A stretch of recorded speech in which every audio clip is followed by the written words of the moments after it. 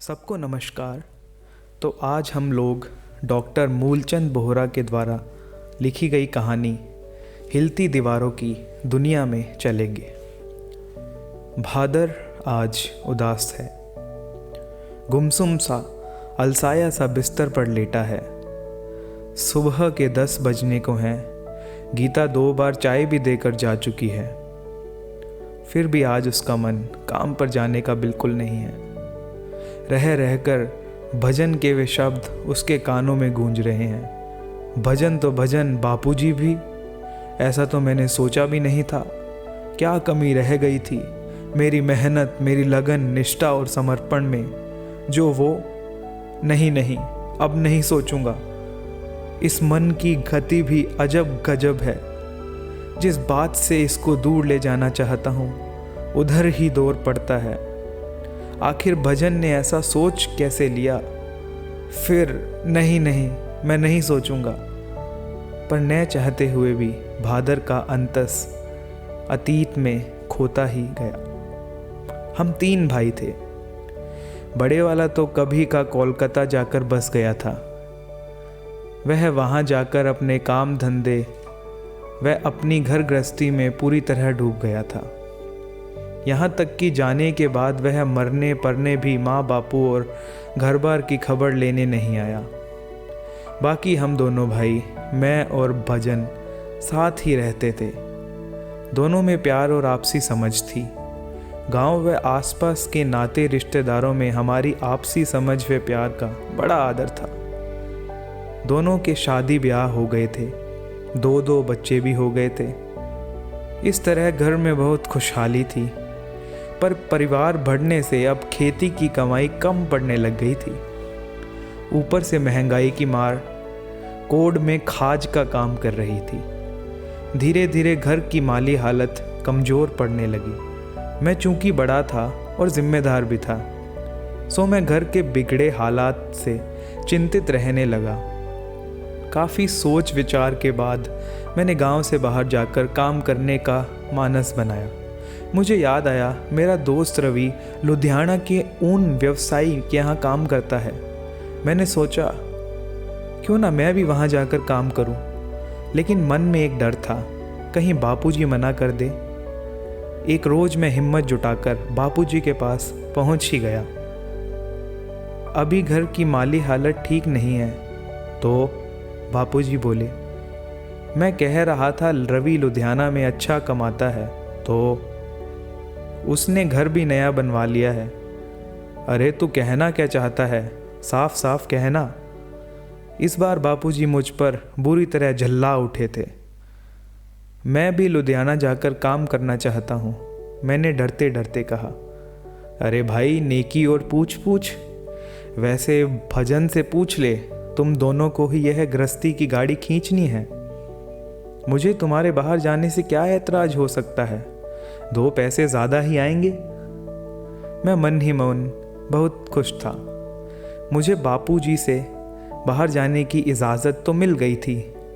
अब रही भजन की बात, वो मेरी बात कभी टाल नहीं सकता। अब कुल मिलाकर मेरा जाना तय था। गीता और भजन को भी मेरा यह प्रस्ताव पसंद आया। तय हुआ कि सब कुछ ठीक रहने पर गीता भी बच्चों समेत मेरे साथ चल पड़ेगी। अगले दिन रवि से बात हुई। हाय हेलो के बाद मैंने काम की बात कही। यार मुझे काम चाहिए, वहाँ काम मिल सकता है? क्यों नहीं, तुझे तो कहीं भी काम मिल सकता है। आजा, मैं तेरा रहने खाने पीने वगैरह की व्यवस्था कर देता हूँ। रवि के जवाब में मेरे आने की खुशी साफ झलक रही थी। मैं 2 दिन बाद घर बाहर से विदा लेकर लुधियाना पहुंच गया। उस दिन मैं रवि के घर पर ही ठहरा था। रवि के सेठ के यहाँ तो मेरी नौकरी नहीं लग पाई, परंतु उसकी पहचान के एक आभूषण व्यवसायी के यहाँ मुझे मार्केटिंग का जॉब मिल गया। मैंने वहाँ कड़ी मेहनत से काम की। मेरी मेहनत और मीठी बोली से मालिक वर्मा जी बहुत खुश हुए। अब मुझे तनख्वाह के साथ साथ बतौर कमीशन एक निश्चित राशि भी मिलने लगी। मैंने अब 50,000 की मोटी राशि प्रति माह घर भेजना शुरू कर दी। इससे घर की माली हालत में सुधार आने लगा। इसी बीच मेरे सेठ जी ने मुझे लोन पर इसी शहर में एक घर लेने की सलाह दी। मुझे उनकी बात जंच गई। इस तरह से उनकी मदद से मैंने ठीक ठाक साइज़ का एक घर खरीद लिया। अब रहने ठहरने का माकूल बंदोबस्त हो गया था। 6 माह बाद मैं गीता और बच्चों को भी शहर ले आया। बच्चों के आने के बाद सबसे पहले मैंने घर को व्यवस्थित किया। वह सारा सामान बाज़ार में खरीद के लाया जो आज के ज़माने में शहरी ज़िंदगी के लिए अपरिहार्य बन गया है। टीवी, फ्रिज, एसी, जूसर आदि आदि। फिर बच्चों का शहर की नामी गिरामी अंग्रेजी स्कूल में एडमिशन भी करवा दिया।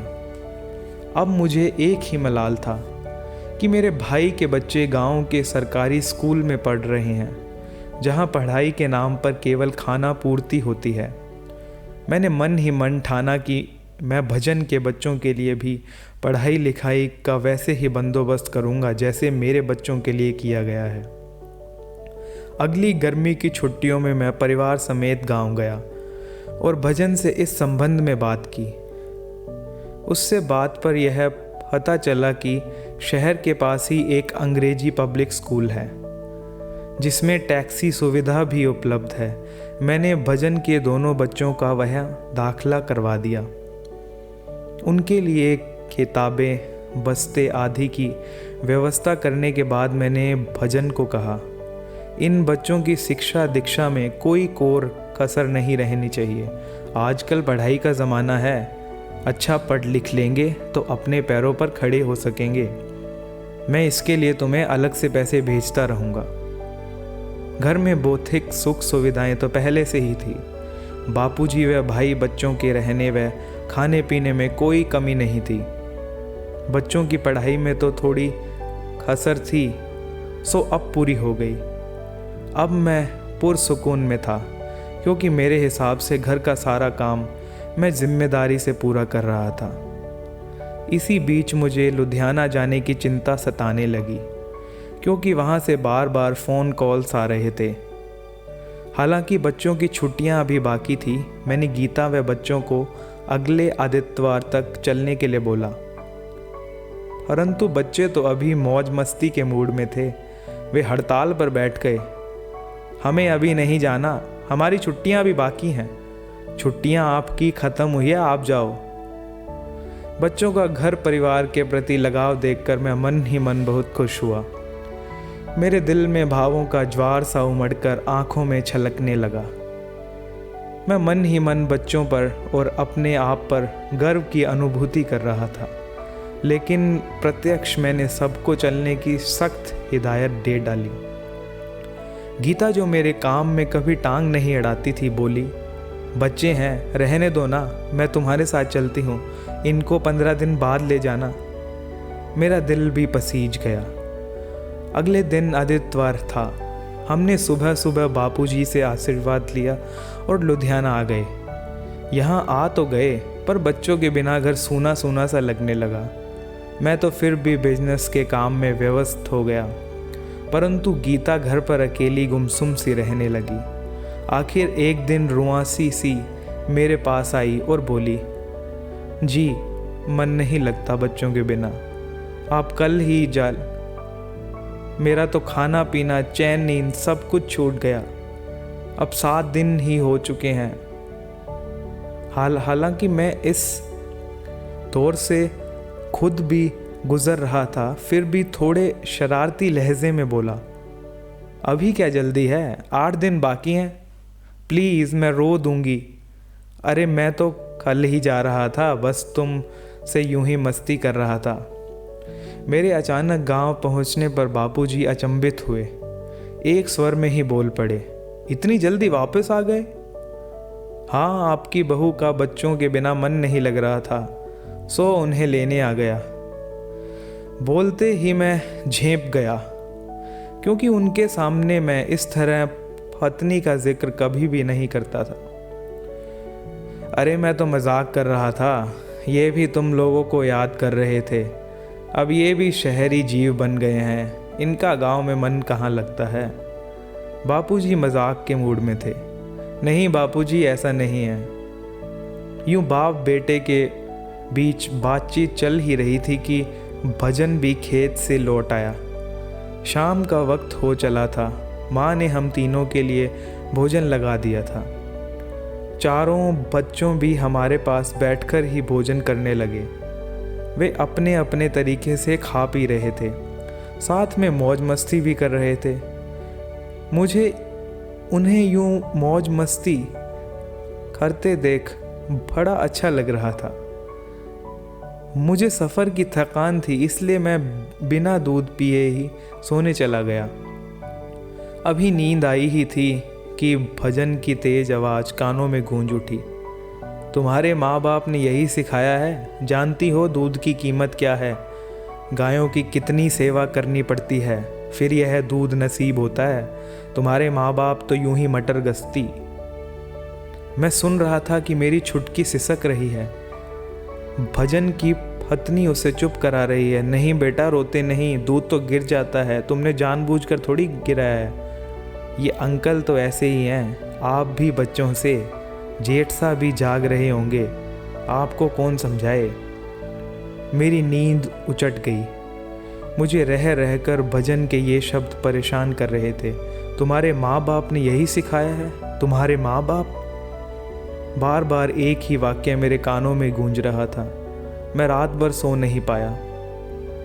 मैं अब न तन से स्वस्थ था और न ही मन से। भजन का एक वाक्य मेरी सारी खुशी, जोश, सपने, सब कुछ लील कर चुका था। अब संभल था तो एक बापूजी का, क्योंकि माँ तो हमें 5 साल पहले ही छोड़कर चल बसी थी। मैं बापूजी से ही बात कर रहा था। मैं सुबह उठकर भारे मन से बापूजी के पास गया और उन्हें पूरी बात बताई। बापूजी, भजन ने छुटकी को कितनी बड़ी बात कही है। भजन ऐसा कैसे कह सकता है। ठीक ही तो कहा है भजन ने, इसमें गलत क्या है। इनमें न उठने बैठने की तहजीब है, न खाने पीने की, बोलने की तो बात ही छोड़ो। बापूजी व्यंग्य और झल्लाहट की मुद्रा में थे। अब मेरे पास कहने के लिए कुछ भी नहीं था। बच्चे थे तो मात्र भजन के छुपे हुए वो 2 बोल, तुम्हारे माँ बाप ने यही, ये बोल रह कर कानों में गूंज रहे थे। गीता की आवाज़ से बहादुर एकदम से हड़बड़ा गया। क्या बड़बड़ा रहे हो? भजन, बात, बापूजी, बड़े वाला भाई, हाँ शायद इसलिए चला गया था। नहीं, अब तो लगता है घर की मजबूत दीवारें, हाँ दीवारें भी हिलने नहीं, हाँ लगी हैं। आप सपना तो नहीं देख रहे हो? काश यह सपना ही होता, पर यह तो मेरे सपनों का बिखराव है, उनकी टूटन है, चकनाचूर है। धन्यवाद कहानी सुनने के लिए। ऐसी और कहानियों और अन्य चीज़ों के लिए जुड़े रहिए हमारे साथ।